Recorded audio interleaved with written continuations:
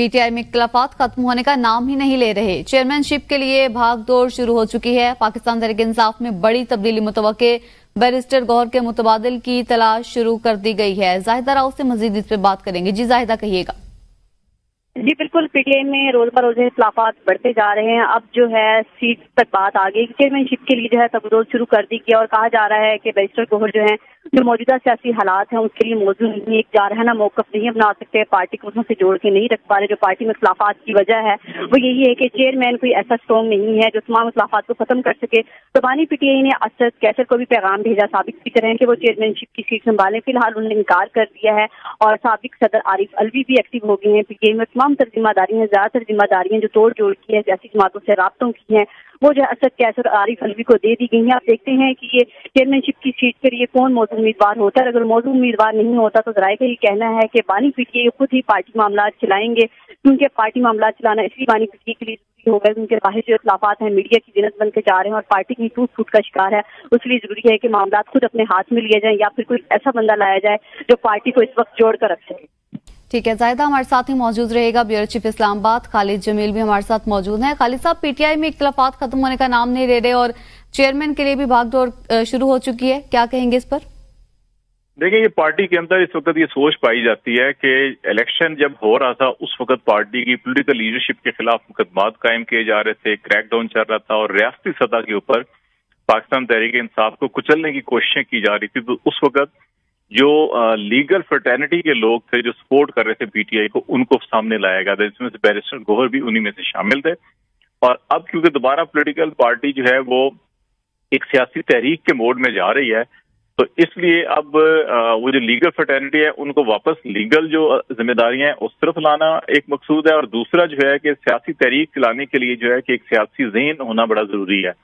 उसके लिए फिर अभी पार्टी के अंदर ये मुशावरत कुछ अरसे से चल रही है और इस सिलसिले में इमरान खान से भी मुशावरत की गई है। डॉक्टर आरिफ अलवी, असद कैसर, इनके नाम लिए जा रहे हैं और आप देख रहे हैं कि डॉक्टर आरिफ अलवी पिछले चंद हफ्तों से एक्टिव भी हैं। वो मुख्तलिफ सियासी रहनुमाओं से मुलाकातें कर रहे हैं। JUI के अमीर से उन्होंने मुलाकात की, फिर अमीर जमात इस्लामी से भी मुलाकात की उन्होंने। तो ये एक पार्टी के अंदर अभी ये सोच पाई जाती है कि सियासी जो कैडर है उसको सामने लाया जाए ताकि और पंजाब के अंदर बिलखसूस जो है कि पार्टी को एक्टिव किया जाए और उसके नतीजे में जो एक अवामी सियासी ज़हन बनाने की जरूरत है। खालिद साहब हमारे साथ ही मौजूद रहेगा। रहनुमा पीटीआई शुएब शाहीन ने भी हमें ज्वाइन किया है। शुएब शाहीन साहब, बहुत शुक्रिया, आपने ABN को वक्त दिया। जैसे अभी खालिद साहब भी बात कर रहे थे कि सियासी ज़हन बनाने की जरूरत है, तो जब तक आपकी पार्टी में पहले तो तस्दीक करें कि वाकई कोई इख्तिलाफात हैं और अगर इख्तिलाफात ही खत्म नहीं होंगे तो आगे कैसे डेवलपमेंट होगी?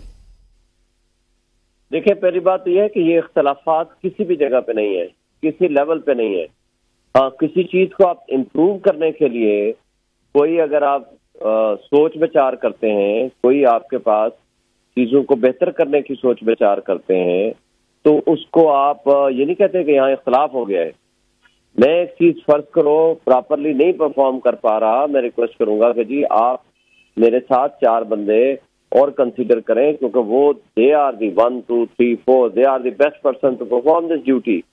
तो हम उन 4 बंदों को शामिल करेंगे। अब जैसे हम एक वकील इंगेज करते हैं तो उसके साथ अगर 2 वकील और इंगेज करते हैं तो इसका ये मतलब नहीं इख्तिलाफ पैदा हो गया। तो इसलिए कि बर्डन शेयर करने के लिए, काम को बेहतरी करने के लिए, पार्टी में मजीद इम्प्रूवमेंट करने के लिए, इंतजामी मामलात को बेहतर करने के लिए आप उसके अंदर अगर सोच विचार और खोज करते हैं तो that is for reforms purposes, not for differences purposes कि हमारे दरमियान इख्तिलाफ हो गया इसलिए हम इस बारे में सोच विचार कर रहे हैं, ऐसी बात नहीं है। अच्छा शुएब शाहीन साहब, जैसे आपने इंतजामी मामलात की बात की, तो आपकी पार्टी इंतजामी मामलात को बेहतर करने के लिए क्या इक़दाम कर रही है? देखिए, इंतजामी मामलात में सबसे पहली बात तो एक ज़हन में रहनी चाहिए, हमारे सारे नाजरीन या जो हमारे दोस्त भाई अवाम पब्लिक जो सुन रही है, हमारा एक लीडर है वो है इमरान खान और बाकी सब हम वर्कर्स हैं। हमारे दी हुई ड्यूटीज वो हैं या जो आइन के मुताबिक हमें दी है या इमरान खान बानी पीटीआई ने हमें दी है, हम उसके मुताबिक अपने ड्यूटीज परफॉर्म कर रहे हैं। और फिर उसका तरीकाकार हमारी कोर कमेटी है, उसकी हमारी एक पॉलिटिकल कमेटी है, फिर हमारे इंतजामी मामलात है, फिर लीगल कमेटी है, फिर वो इस तरह की चीजें हैं। बाकी अल्हम्दुलिल्लाह ये कारकर्दगी अगर आप देखना चाहें تو وہ آپ دیکھ لیں 8 فروری کے الیکشنز کو. 8 فروری کا وہ الیکشن تھا کہ یعنی ہمیں لڑنے نہیں دیا گیا, ہمیں لیول پلینگ فیلڈ نہیں ملا, ہمیں نشان نہیں ملا, ہمیں کارنر میٹنگ کرنے نہیں دی گئی, ہمیں جلسہ کرنے کی اجازت نہیں تھی. سب کچھ کے باوجود عوام نکلی ہے. الحمدللہ نہ صرف ہم نے الیکشن جیتے ہیں 180 سے زیادہ سیٹیں, بلکہ میکسیمم کے ہمارے پاس فارم 45 بھی ہم نے لیے ان پولنگ ایجنٹس کے ذریعے جن کو وہاں بیٹھنے کی اجازت نہیں تھی, جس میں سے میجارٹی ہمارے لوگ بیچارے یا گرفتار ہو گئے تھے یا آخری رات اٹھا لیے گئے تھے. اس سب کچھ کے باوجود یہ ہماری پارٹی کی کارکردگی ہے اور عوام اور قوم کا ہمارے اوپر ایک اعتماد ہے. لیکن اب دوسری طرف آپ دیکھیں کہ اب اس میں امپروومنٹ کی گنجائش ایوری ٹائم رہتی ہے کہ جب جس پارٹی کا سب سے بڑا لیڈر وہ جیل میں ہو اور اس کے ساتھ کنسلٹیشن, مذاکرات, گفت و شنید بھی آئین کے مطابق اس کے لیے رکاوٹیں پیدا کی جا رہی ہوں کہ ان کے ساتھ ملنے نہ دیا جائے, تو ظاہر ہے پھر مشکلات چھوٹی موٹی آتی رہتی ہیں. لیکن اس سب کچھ کے باوجود الحمدللہ آپ نے دیکھا کہ اسلام آباد کا جلسہ ہم نے کامیاب کرایا. اس کے باوجود اجازت نامہ ہونے کے باوجود پورے پنڈی اسلام آباد نہیں, پاکستان سے آنے والے سارے راستے جو پنڈی اسلام آباد کو لگتے تھے سب بند تھے. انٹری پوائنٹ بھی, ایگزیکٹو پوائنٹ بھی. لوگ پہنچے اس کے باوجود, پیدل پہنچے, موٹر سائیکلوں پہ پہنچے, گاڑیوں پہ پہنچے, جس طریقے سے پہنچے آپ کے سامنے. اور جب وہ کامیاب ہو گیا, وہ پرچے ہو گئے, 2 FIR میرے اوپر کاٹ گئی, میرے دفتر سے, میرے چیمبر سے مجھے اٹھا کر لے گئے. پہلے ایجنسیز والے آئے, پھر پولیس آئی, جو کچھ بھی ہوتا رہا وہ آپ کے سامنے ہی ہے. لیکن الحمدللہ یہ وہ پرفارمنس ہے جو اس وقت پارٹی دے رہی ہے.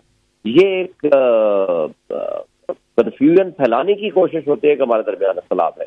پارٹی کو امپروو کرنے کے لیے تمام وہ جو وسائل ہیں ہم وہ بروئے کار لاتے ہیں, کنسلٹیشن کرتے ہیں, آپس میں گفتگو کرتے ہیں.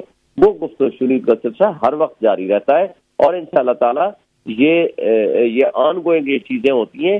اس کو ہم یہ نہیں کہہ سکتے کہ جی یہ بس آج ہم نے کسی کو لگا دیا تو بس اس کا کام ختم ہو گیا, جی وہ جانے اس کا کام جانے. نہیں, اس کے ساتھ اس کو آپ نے دیکھا ہے پھر اس کو کنسلٹیشن کی بھی ضرورت ہوتی ہے, اس کو مشاورت کی بھی ضرورت ہوتی ہے, اس کو پھر مشورہ بھی دیا جاتا ہے, اس کو پھر گائیڈنس اور ایڈوائس عمران خان صاحب سے بھی ملتی ہے. تو ہمارا یہ ایک چین آف کمانڈ بھی ہے, آپس میں کنسلٹیٹو پروسیس بھی ہے. الحمدللہ ہماری ایک بہت بڑی پارٹی ہے اور ہمیں احساس ہے کہ ہم وہ واحد نظریاتی پارٹی ہے کہ جو رول آف لا پہ بلیو کر رہی ہے, جو فیڈریشن کی واحد پارٹی ہے.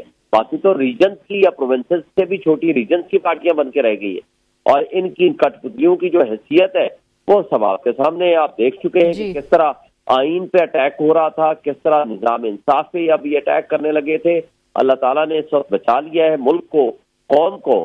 جو خان صاحب نے فرمایا کہ آپ حمید الرحمان کمیشن رپورٹ آپ پڑھ لیں, اس کے اندر کیا ہے, یہی ہے کہ ایک ڈکٹیٹر نے اپنے اقتدار کو طوالت دینے کے لیے اس ملک کو 2 لخت کرا دیا, صرف اس لیے کہ اس کا ملک چلتا رہے, جمہوریت جائے بہار میں, آئین اور قانون پاؤں تلے رون ڈالا. اس کا کیا انجام ہوا؟